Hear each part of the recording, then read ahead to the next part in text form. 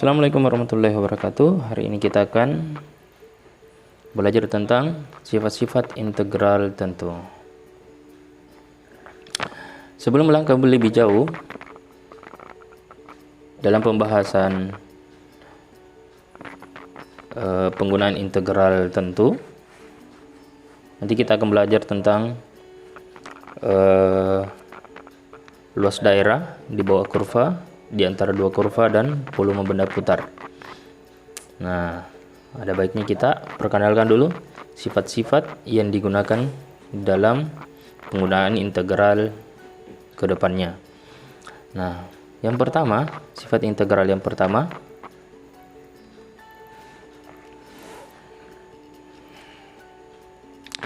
kalau misalkan integral ini sini ada dinamakan sebagai, kalau kita tuliskan di bawah integral ini adalah batas bawahnya. Kemudian di sini adalah dinamakan sebagai batas atas. Misalnya sama batas bawah dengan batas atasnya. Kemudian terhadap fungsi fx dx, maka pasti hasilnya selalu 0. Kalau sama ya. Sama nilainya. 2 di sini, 2 juga di sini. Terhadap fungsi apapun, maka nilainya pasti sama dengan 0 ya. Hasil integralnya. Kemudian yang kedua, misalnya integral A sampai dengan B fx dx, maka itu sama saja kalau misalkan batas bawah dan batas atas kita tukar. Di sini B, kemudian di sini A. Dengan catatan kita kasih tanda negatif di depannya terhadap fx dx. Ini juga berlaku untuk integral tentu. Kalau kita balik ya, batas bawah di sini A sampai B. Nah, sekarang di sini adalah batas bawahnya B sampai dengan A. Dengan nilai yang sama di sini ya. A sama dengan sini, B sama dengan di sini. Maka untuk mendapatkan hasilnya itu harus kita kasih negatif di depannya. Yang ketiga, integral A sampai B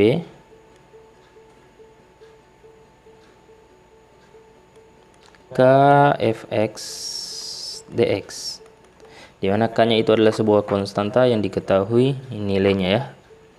Maka kita bisa keluarkan k-nya. Jadi tidak perlu kita integralkan. K antara A sampai dengan B, kemudian fx dx. Yang keempat, integral A sampai B. Kalau misalkan ada dua fungsi ya, fx, kemudian saya tambah di sini fx gx, saya kurung ini, kemudian dx. Itu sama saja integralnya kita bisa partisi. Penyelesaiannya kita partisi satu-satu. Fx kemudian dx ditambah dengan integral A sampai B gx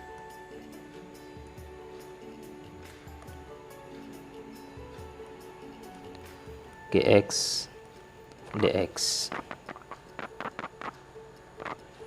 Dengan cara yang sama, negatif pun berlaku. Sini negatif. Nah, kalau misalkan negatif di sini, fx dikurangi dengan gx, maka di sini berlaku juga pengurangan.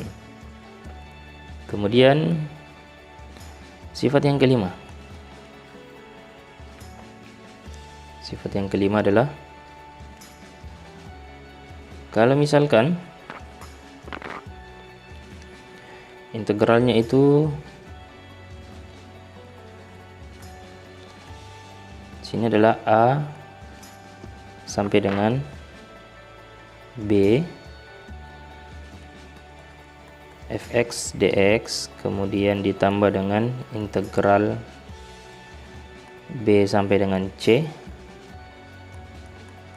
fx dx, maka itu sama saja integral a sampai c fx dx, dengan catatan a itu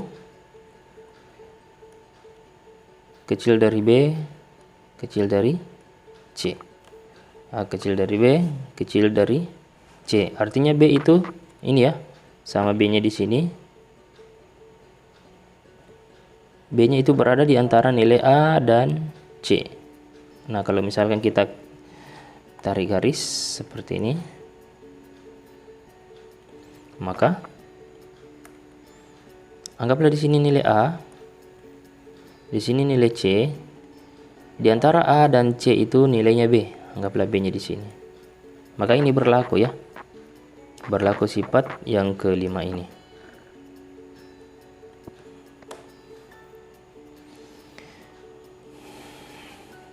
Kemudian sifat yang ke-6.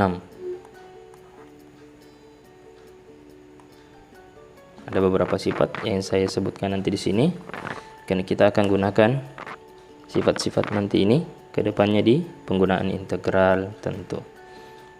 Kemudian yang berikutnya, yang ke-6 adalah jika fungsi f-nya itu terintegralkan pada selang a sampai b-nya, bisa kita integralkan fungsi tersebut, dan jika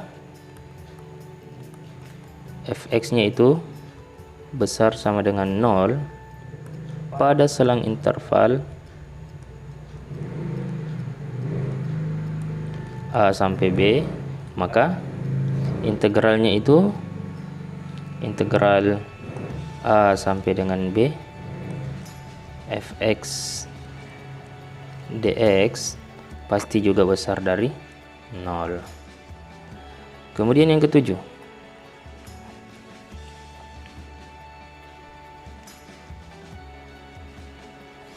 jika dua fungsi f dan g, fx dan gx-nya itu terintegralkan juga pada selang a dan b, maka, dan kita ketahui jika fx nilainya itu adalah kecil sama dengan gx pada selang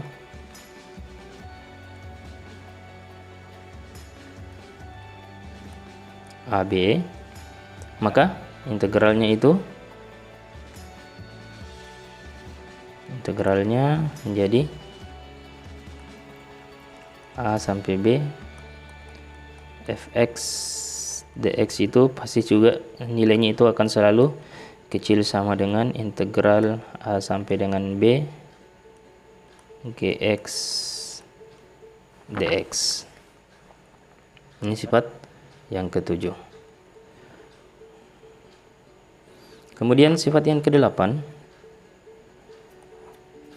kalau misalkan fungsinya itu terintegralkan juga pada selang a sampai dengan b, dan fungsinya adalah fungsi mutlak. Ini sudah dipelajari di materi semester kemarin, fungsi nilai mutlak. Maka memenuhi juga jika diketahui ya fungsinya harga mutlak seperti ini, ya, terintegralkan pada selang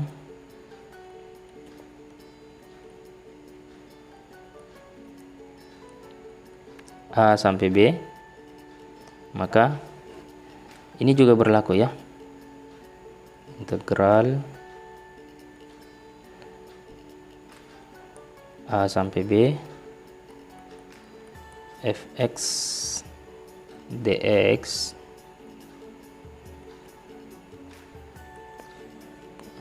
pasti selalu kecil atau sama dengan integral AB, kemudian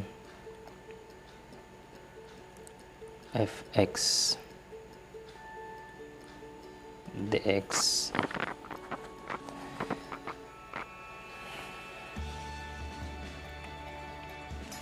Kemudian yang ke-9,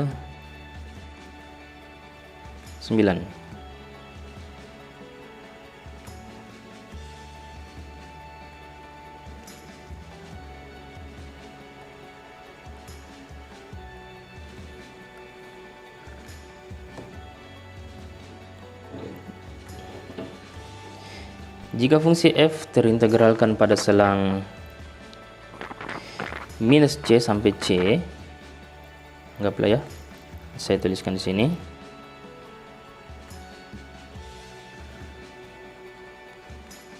Jika terintegralkan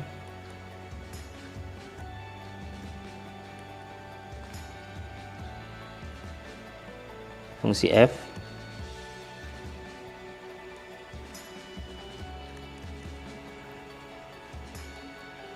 misalnya pada selang minus c sampai dengan c, maka berlaku ini, berlaku dua sifat di sini. Yang pertama, jika f-nya adalah fungsi genap, pada selang interval minus c sampai c, maka berlaku integral minus c sampai dengan c fx dx sama dengan 2 integral 0 sampai dengan c fx dx. Yang kedua,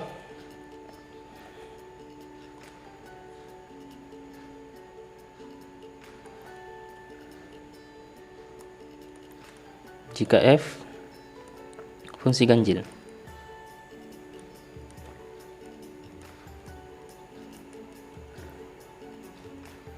pada selang interval minus c sampai dengan c, maka berlaku rumus ini juga ya untuk fungsi ganjilnya.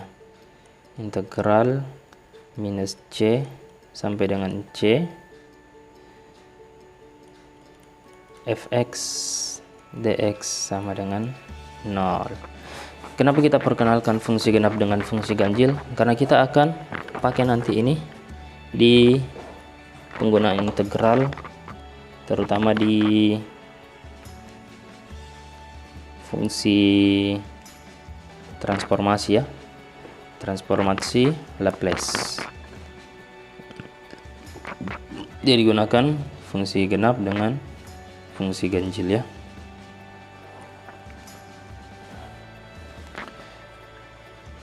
Materi terakhir ini, materi paling terakhir, kita akan gunakan seperti sifat yang ke-9 ini.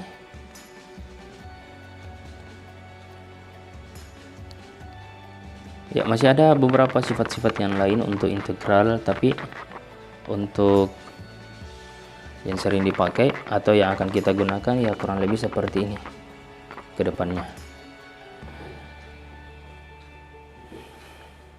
Inilah ke-9 sifat-sifat integral yang akan kita gunakan ke depannya ya, kurang lebih seperti ini.